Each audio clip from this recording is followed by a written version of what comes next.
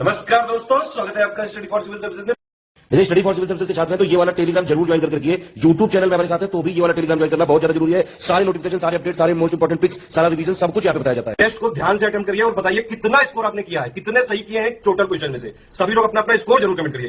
देखिए ये हमारा एससीएस डेली क्विज चैनल है, इसमें डेली क्विज होती है, बिल्कुल फ्री में, इसको जरूर ज्वाइन कर लीजिएगा।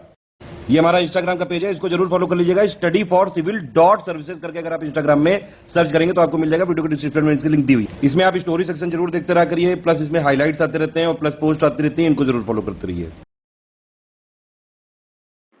नमस्कार दोस्तों, स्वागत है आपका स्टडी फॉर सिविल सर्विसेज में। डे नंबर 21 सॉल्व करेंगे इलाहाबाद हाई कोर्ट की क्विजेज जो हो रही हैं स्लॉट नंबर 2 के अंदर। ठीक है, तो बिना किसी देरी के क्वेश्चन नंबर 1 देखेंगे। इसमें आपको दिए हुए शब्दों में से जो ये वर्ड दिया हुआ है लोगोफोबिया, इसका मीनिंग बताना है। तो लोगोफोबिया होता है fear of studies, option A है ना, जिसको पढ़ाई से डर लगता हो, जिसको पढ़ाई से डर हो। अगला वर्ड है कि इसमें सिनोनिम आपको फिर से बताना है, तो हमारा वर्ड है एक्वस, है ना। तो एक्वस का मतलब होता है कि something which is related to water, है ना। तो यहाँ पे वाटरी जो लिखा हुआ है ऑप्शन डी में, this will be correct. 3 number प्रश्न में क्या है कि आपको फिर से सिनोनिम बताना है, तो वर्ड हमारा है बेनोवलेंस, है ना। तो बेनोवलेंस का मतलब होता है कि समवन हु इज काइंड, है ना, परोपकारी जो है। तो यहाँ कहाँ दिया काइंडनेस, तो ऑप्शन बी जो होगा ये करेक्ट हो जाएगा। 4 नंबर प्रश्न में क्या है कि ब्लैंक स्पेस आपको एक सेंटेंस है इसमें फिल करना है। तो सेंटेंस पहले देखते हैं कि a person who blank space on his own effort has the best chance to win, है ना। तो एक जैसे जो सेंस निकल के आ रहा है कि एक व्यक्ति या एक पर्सन जो है जो अपने खुद के प्रयासों पर क्या है, रिलाइज, है ना, मतलब जो अपने खुद के प्रयासों पर निर्भर है, उसके पास सफल होने के बेस्ट चांस हैं या जीतने के सबसे अच्छे मौके हैं। तो ऑप्शन सी जो होगा this will be correct. 5 number question में आपको बताना है फ्रेजल वर्ब जो है सी थ्रू। सी थ्रू का मतलब होता है कि मतलब जैसे टू रियलाइज ट्रूथ हो गया है ना, जो ऑप्शन सी में जैसे लिखा है, मतलब किसी चीज़ के आर पार देख पाना, कुछ ऐसी ही हिंदी का जो शब्द है उससे बना हुआ है सी थ्रू, मतलब टू रियलाइज द ट्रूथ या फिर know the exact what is going on. तो अगला प्रश्न है कि यहाँ पे आपको फिर से ब्लैंक स्पेस में फिल करना है। तो देखिए क्या है, दे, सॉरी अब देखिए यहाँ पे थोड़ा ये टाइपो है, दे नहीं द होगा, ठीक है। The agenda of the meeting is blank space the notice, ठीक है। तो अब क्या है, मीटिंग का जो एजेंडा है, मतलब जो कार्य सूची है वो क्या होगी यहाँ पे, तो ये नोटिस जो है उसके साथ एनक्लोज्ड होगी, है ना, मतलब कि संलग्न होगी। तो ऑप्शन सी जो होगा ये हमारा करेक्ट हो जाएगा, ठीक है। चलिए अगला प्रश्न देखेंगे। 7 नंबर में क्या है कि ही डील्स, तो यहाँ पे देखिए कुछ प्रीपोजिशंस दे रखे हैं। तो ही, तो जैसे कि जैसे कोई बिजनेस करते हैं ना, तो जैसे गारमेंट्स वो मान लीजिए उसमें वो डील करते हैं, उसका व्यापार करते हैं, तो डील्स इन यूज होगा, है ना। ऑप्शन ए जो होगा दिस विल बी करेक्ट। अगला है कि यहाँ पे एक इडियम है, इसका मीनिंग बताना है, तो है ईट हम्बल पाई, ठीक है। तो अब ईट हम्बल पाई का मतलब क्या हो जाता है, तो दिए गए जैसे ऑप्शंस हैं कि eat very fast, to apologise, फिर इंटेंस डिसलाइक, या फिर नन ऑफ द अबव। तो ईट हम्बल पाई का मतलब हो जाएगा टू अपोलोजाइज, मतलब माफी मांगना, ठीक है। ऑप्शन बी जो है दिस विल बी करेक्ट। अगले प्रश्न में है कि स्टडी ऑफ एंजाइम्स, मतलब जो एंजाइम होते हैं उनकी स्टडी को क्या बोलते हैं, तो इसको बोलते हैं जाइमोलॉजी। ऑप्शन ए जो है दिस इज करेक्ट, है ना। जाइमोलॉजी के अंदर आपका एंजाइम और जो जैसे कि फर्मेंटेशन की जो प्रक्रिया होती है उसके बारे में अध्ययन करते हैं। बाकी जैसे पैथोलॉजी है तो ये हमने आपको पहले बताया है कि जो बॉडी फ्लूइड्स होते हैं और टिश्यूज़ उनसे रिलेटेड है। टॉक्सिकोलॉजी मतलब जो जैसे जहर वगैरह की चीज़ होती है ना, जो कार्सिनोजेनिक होती हैं, ऐसे समझिए, तो उससे रिलेटेड इसकी स्टडी होती है। पैलियोंटोलॉजी जो होती है वो जीवाश्म विज्ञान है ना, जो जीवाश्म होते हैं उससे संबंधित है। तो इस प्रश्न के लिए ऑप्शन ए जो है दिस इज करेक्ट। अगला प्रश्न है यहाँ पे कि आपको कुछ ऐसे पेयर दे रखे हैं और इसमें से इनकरेक्ट कोई एक सा है वो आपको चूज करना है। तो देखते हैं, तो ये जितने भी पेयर यहाँ पे दे रखे हैं तो मतलब ये आपस में सिनोनिम है, ठीक। तो अब इसमें एक जो गलत है वो ऑप्शन डी जो है इडियोसिंक्रेसी का रेगुलर लिखा है, ये नहीं होता। इडियोसिंक्रेसी का मतलब होता है जैसे मान लीजिए किसी चीज़ की सनक होना, है ना। तो मतलब ये जैसे कोई वियर्ड बिहेवियर होना, तो उसके लिए हम यहाँ पे रेगुलर नहीं बल्कि एक वर्ड होता है इसेंट्रिसिटी, है ना, उसको यूज़ कर सकते हैं। तो बाकी के 3 मैकेबर का हॉरिबल होता है, फिर मैलिग्नेंट का एविल होता है, मैंडेटरी का कंपलसरी होता है, और इडियोसिंक्रेसी का ऐसे इसेंट्रिसिटी हो जाएगा। तो ऑप्शन डी जो है ये इनकरेक्टली मैच था। अगला देखेंगे कि यहाँ पे आपको इस सेंटेंस का वॉइस चेंज करना है। तो हमारा देखिए सेंटेंस क्या है कि it has been declared in the preamble to the Indian constitution that India is a secular republic, ठीक। तो ऑप्शन इसमें जो डी है यहाँ पे नीचे देखिए, थोड़ा नीचे है, ये करेक्ट होगा कि the preamble to the Indian constitution has declared India as a secular republic, ठीक है। बाकी के जो 3 हैं ये इनकी वर्ब्स की फॉर्म गलत दे रखी हैं। ऑप्शन डी जो होगा ये इस हमारे वॉइस के हिसाब से करेक्ट हो जाएगा। अगला प्रश्न देखेंगे कि इसमें यहाँ पे एक सेंटेंस है, तो इसमें कोटेड पार्ट है, तो जो वर्ड है वो बैंड वैगन लिखा है। तो देख लेते हैं एक बार sentence. In the unipolar world the general trend of foreign policy will be to bandwagon. ठीक है, तो अब इस सेंटेंस के रेफरेंस में बैंड वैगन का मतलब क्या होगा। तो देखिए, जैसे जो बैंड वैगन शब्द होता है उसका मतलब यही होता है कि ये एक मतलब किसी ऐसी एक्टिविटी के रूप में प्रयोग होता है जो उस टाइम पे पर्टिकुलर एक टाइम पे फैशन में है, या मतलब लोगों के बीच बहुत पॉपुलर है। तो यहाँ पे जैसे जो general trend of foreign policy की बात हो रही है, तो यूनिपोलर वर्ड में ये काफ़ी पॉपुलर है, तो उस हिसाब से यहाँ पे बैंड वैगन यूज़ करेंगे। तो जो ऑप्शंस दे रखे हैं, तो एन एक्टिविटी और idea that has become very popular. ठीक है, तो बैंड वैगन का मतलब ये हमारा ऑप्शन ए हो जाएगा। अगला प्रश्न है कि सिनोनिम बताना है आपको फिर से। तो जो वर्ड है हमारा बुर्जुआ है ना, इसको बुर्जुआ पढ़ते हैं। अगर आपने वर्ड हिस्ट्री पढ़ी है तो वहाँ पे काफ़ी यूज़ होता है ये। तो बुर्जुआ का मतलब होता है कि पीपल ऑफ मिडिल क्लास। ठीक है, ऑप्शन सी। अगला प्रश्न है इनकरेक्टली स्पेल्ड वर्ड बताना है आपको। तो जैसे कॉशन ठीक लिखा है, कॉमरेड भी ठीक लिखा है, डेरेलिक्शन भी ठीक है, वर्बोस नहीं, ऐसे एक वर्ड होता है वर्बोस, है ना, जिसका मतलब होता है बहुत ज़्यादा शब्दों वाला, है ना, जिसमें बहुत ही ज़्यादा वर्ड हो। तो ऑप्शन जो डी है दिस इज इनकरेक्ट। 15 नंबर में आपको यहाँ पे अब देखिए इसको करेक्ट ऑर्डर में लगाना है। तो इसका आंसर हम आपको बता दे रहे हैं, अगर आप उसको इस हिसाब से मैनेज करेंगे, अरेंज करेंगे, तो ये this will be become a meaningful order. तो ऑप्शन जो सी है बी डी ए सी, है ना, इसके हिसाब से आप इसको अरेंज करिए। सॉरी, यहाँ गलत टिक हो गया, ऑप्शन सी फिलहाल इसका करेक्ट आंसर है। चलिए, अब यहाँ पे देखिए रीजनिंग का प्रश्न है कि जैसे जिस प्रकार हार्ट ऑर्गन है, तो यहाँ पे 2 क्वेश्चन मार्क और हैं। तो इन 4 ऑप्शन में हम क्या चूज कर सकते हैं। ठीक है, तो अब देखिए जिस तरीके से हार्ट ऑर्गन है, तो आइज है, आइज भी हमारी ऑर्गन है ना, सीधा सीधा दिख रहा है आपको, तो ऑप्शन बी जो होगा करेक्ट हो जाएगा। अब यहाँ पे आपको ऑड चूज करना है। ठीक है, तो जैसे हमारे जो वर्ड्स दे रखे हैं एम ई एस और डब्ल्यू, तो जो हमारा ई है ये है वॉवेल है, बाकी के सब कॉन्सोनेंट्स हैं। ठीक है, तो ये ऑड हो जाएगा।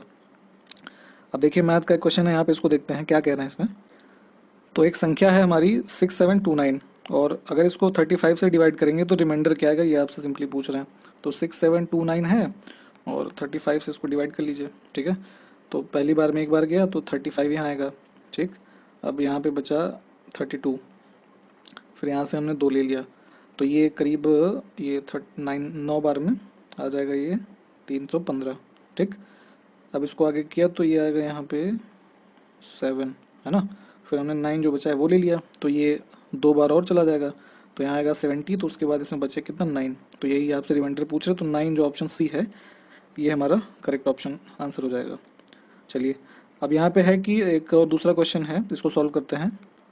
तो कहा जा रहा है आपसे कि if the selling price of an item is 9750 rupees. ठीक है, after getting a discount of 20%, मतलब 25% का डिस्काउंट मिलने के बाद 9750 रुपये उसका प्राइस है। Then what was its market price. ठीक है, तो अंकित मूल्य निकालना है। तो ये क्या है, 75% की वैल्यू आपको दे रखी है 9750। ठीक है, तो अब कॉस्ट ये आपका मार्क प्राइस निकाल लेते हैं। तो ये 9750 अपॉन 75 इंटू 100, इसको सॉल्व करेंगे तो ये आ जाएगा आपका कितना 13,000 रुपये। ठीक है, तो जो मार्क प्राइस है उसका 13,000 रुपये है, तो करेक्ट ऑप्शन आपका हो गया ऑप्शन ए। चलिए अगला प्रश्न देखेंगे कि यहाँ पे है कि if 3a equals to 2b equals to 4c, है ना, तो then what is the value of a raise to b raise to c। तो इसको सॉल्व करते हैं थोड़ा सा। तो यहाँ देखिए 3a इक्वल्स टू हो जाएगा, है ना, ऐसे लिख लेते हैं इसको, 2b और 4c। तो हमें निकालना है a b और c का रेशियो। ठीक, तो अब क्या करेंगे कि a के रेशियो के लिए हम b और c में जो वैल्यू उसको मल्टीप्लाई करके लिखेंगे यहाँ पे। तो 4 इंटू 2 लिख देंगे, b के लिए a और c का लिखेंगे तो 3 इंटू 4, और c के लिए b और a का, तो मतलब 3 इंटू 2। ठीक है, तो ये कितना आ गया 8, फिर 12 और 6। इसको और सिंप्लीफाई करेंगे फर्दर तो ये हो जाएगा आपका 4 रेस टू 6 और 3। तो ये कहाँ दिया हुआ है, ऑप्शन सी के अंदर। ठीक है, तो ये हमारा करेक्ट हो जाएगा।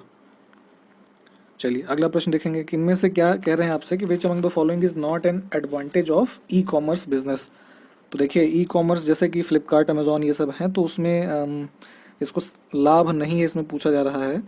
तो अब यहाँ पे अगर हम इसको सही से देखें तो इसमें जो ऑप्शन ए है हाई इनिशियल कॉस्ट, है ना, ये उसका एक एडवांटेज नहीं मतलब डिसएडवांटेज हो जाएगा। ठीक है, क्योंकि ऐसे ई कॉमर्स बिजनेसेस को स्टार्ट करने के लिए एक हाई इनिशियल कॉस्ट मतलब कि स्टार्टिंग अमाउंट लगता है, तो एक वो लगभग थोड़ा डिसएडवांटेज में आ जाएगा। अदरवाइज जो लोकेशन इंडिपेंडेंट बिजनेस है ये भी ठीक है, कन्वीनियंट ग्लोबल रीच ये भी अच्छा है, और अनलिमिटेड बिजनेस आवर्स 24/7 ये काम होता है ना, तो और बाकी ग्लोबल इनकी रीच होती है, और लोकेशन इंडिपेंडेंट होते हैं, है ना, कन्वीनियंट होता है। तो ऑप्शन ए जो होगा ये इसका लाभ नहीं होगा। चलिए अगला देखेंगे कि इसमें है कि which of the following is a protective wall which is used to prevent unauthorised access to your computer, है ना।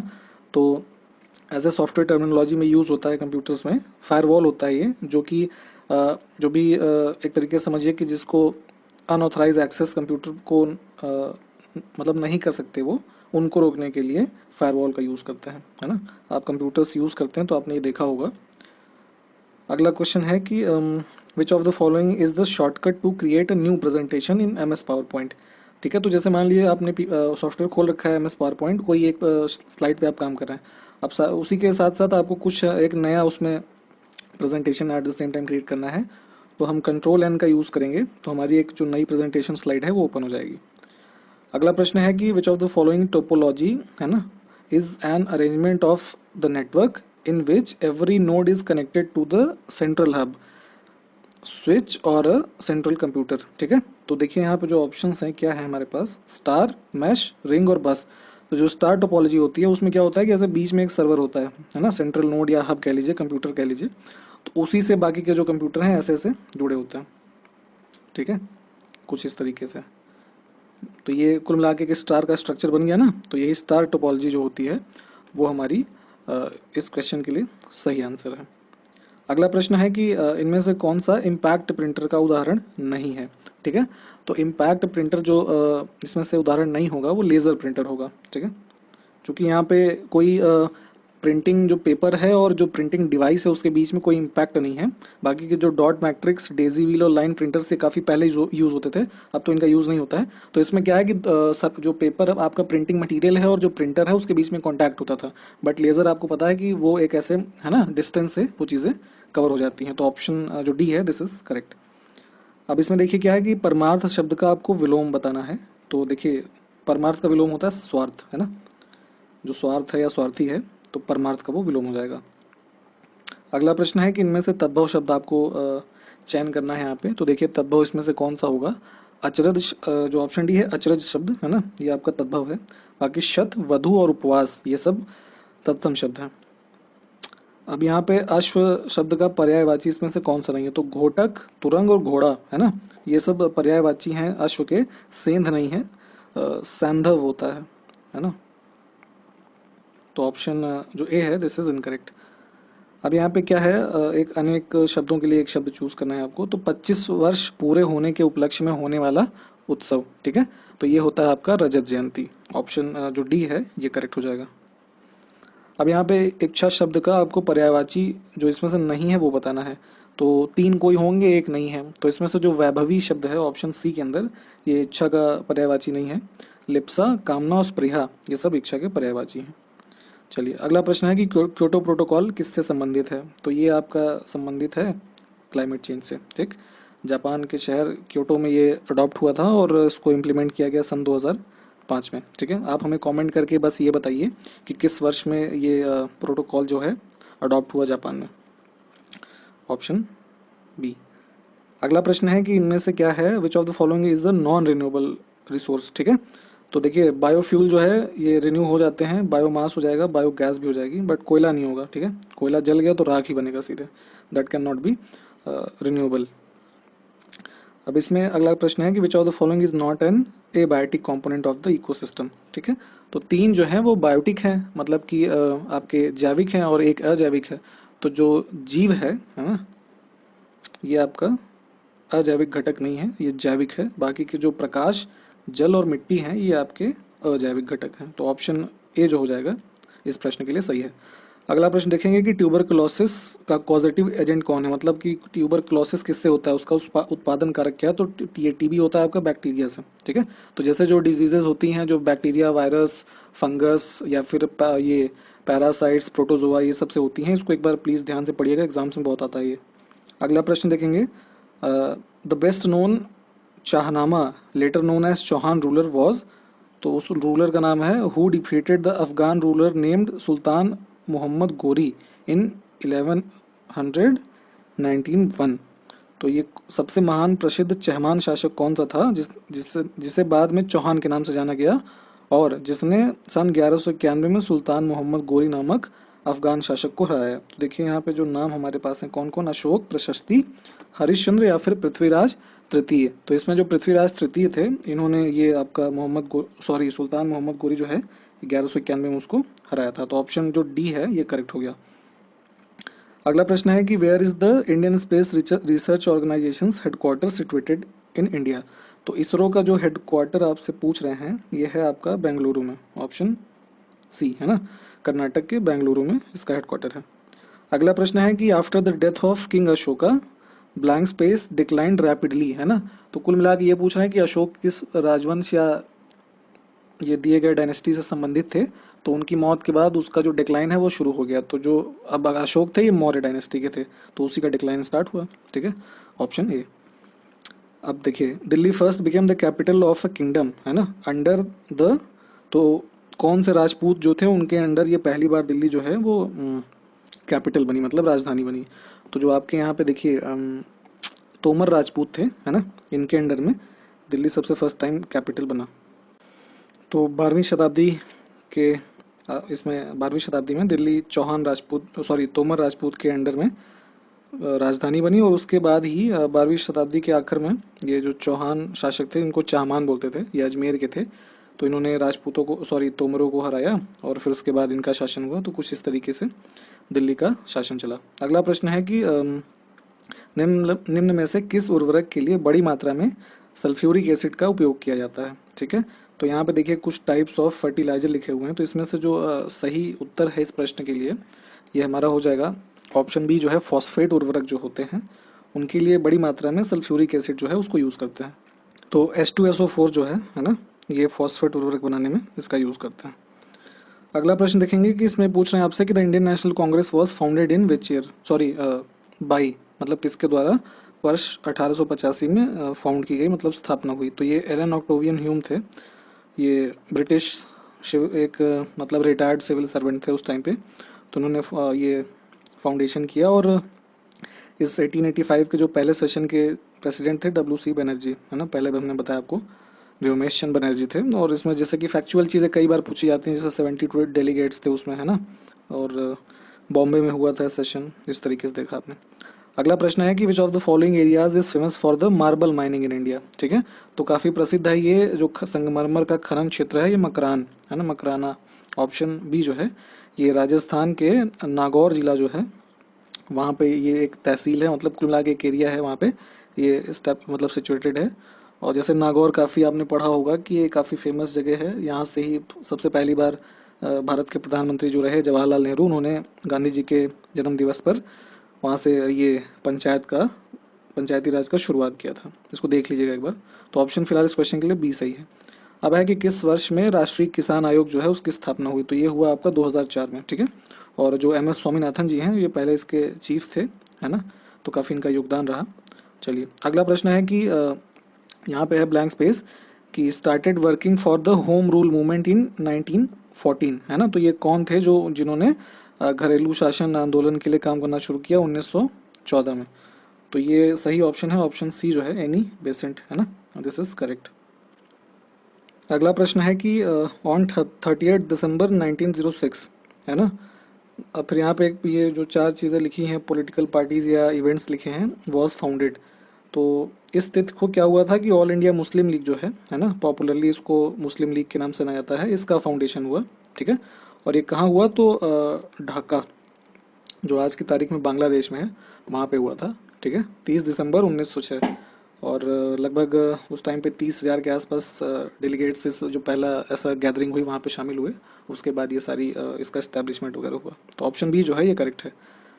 अब है कि अगला प्रश्न कि in India operation flood is associated with, ठीक है। तो ऑपरेशन फ्लड जो है ये संबंधित है दुग्ध उत्पादन, मतलब कि डेयरी प्रोडक्ट्स। ऑप्शन बी जो है ये करेक्ट हो जाएगा। अब अगला प्रश्न है कि इन इंडिया मेवाड़ फेस्टिवल है ना, ये मेवाड़ उत्सव जो है ये कहाँ मनाया जाता है? तो राजस्थान का जो यहाँ पे नीचे देखिए, चूंकि जितनी भी चीज़ें डिस्ट्रिक्ट्स के नेम लिखे हैं ये राजस्थान के हैं, तो उदयपुर जो जिला है यहाँ पे ये सेलिब्रेट करते हैं, तो ऑप्शन सी जो है ये करेक्ट है। अगला प्रश्न है कि इनमें से कौन सा मठ जो है वो सिक्किम राज्य में है? तो जो पूर्वोत्तर में हमारा राज्य सिक्किम है वहाँ पे इसमें दिए गए मठ में रूमटेक मोनेस्ट्री जो है ना, रूमटक, तो ऑप्शन ए जो है ये करेक्ट हो जाएगा। और यहाँ पे जो बाकी मोनेस्ट्रीज लिखी हैं, तो जैसे ये नामग्याल जो मोनेस्ट्री है ये आपका धर्मशाला हिमाचल प्रदेश में है, ठीक है। और घूम मठ जो है ये आपका दार्जिलिंग वेस्ट बंगाल में है। और तवांग मोनेस्ट्री जो है ये आपकी अरुणाचल प्रदेश में है, ठीक है। तो इस हिसाब से आपने देखा। और सिक्किम में कौन सा है हमारा? रूमटक मोनेस्ट्री, ठीक है। चलिए अगला है प्रश्न कि ज्ञान in India Jnanpith award is associated with, है ना। तो ये जो क्षेत्र दिए गए हैं इसमें से ज्ञानपीठ जो पुरस्कार है वो किससे संबंधित है? तो ज्ञानपीठ पुरस्कार है आपका साहित्य मतलब लिटरेचर से संबंधित। आप हमें एक चीज़ ये भी कमेंट करके बताइए कि जो सबसे लेटेस्ट ज्ञानपीठ पुरस्कार मिला है साहित्य के लिए वो किसे मिला है, ठीक है। अगला प्रश्न है कि पंचमहल इनमें से किस भारतीय शहर में स्थित है? ठीक, तो जो आगरा के पास आपका शहर है फतेहपुर सीकरी, है ना, वहाँ पे ये है पंचमहल।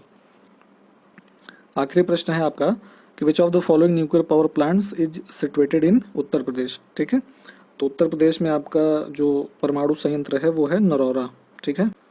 और जो रावत भाटा आपका ये परमाणु संयंत्र है ये आपका राजस्थान में है, ठीक है।